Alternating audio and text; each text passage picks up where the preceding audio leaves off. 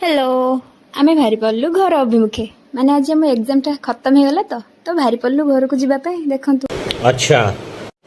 ठीक है समझ गया। कॉलेज पूरा खाली मोर ए कुनी कुनी पाद पके कुनी कुनी नुहे बुड़ी बुड़ी पाद पके ए कॉलेज रु घर को जाउची।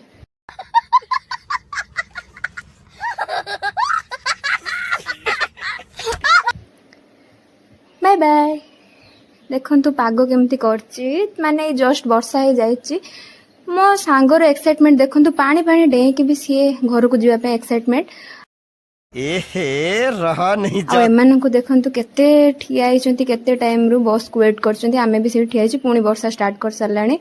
आ मु एठी बस रे बसी गली घर को जीवा पे बहुत खुशी अछि बहुत बहुत बहुत खुशी अछि आ म देखंतु मु खुशी रे एमिति जे झाळेई नाळी गलनी आ ये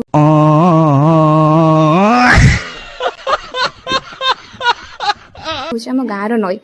आपन तो केबे जीवन रे नई देखि नथि माने नई क्या बोला तूने देखिथिबे आम गाँ नई देखि नथिबे ए नईटा ना कोन जानछंती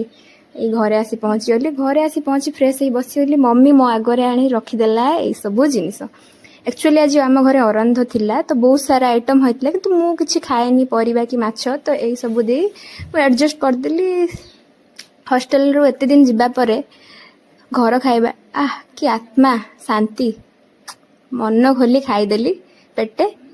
एत सब आइटम खाई सारा पर पेट फुल हो गला आउ कौन करी एबे खाली सोइबा बाकी अच्छी तो जाऊँ मु सोइबी रही जय जगन्नाथ बाय बाय।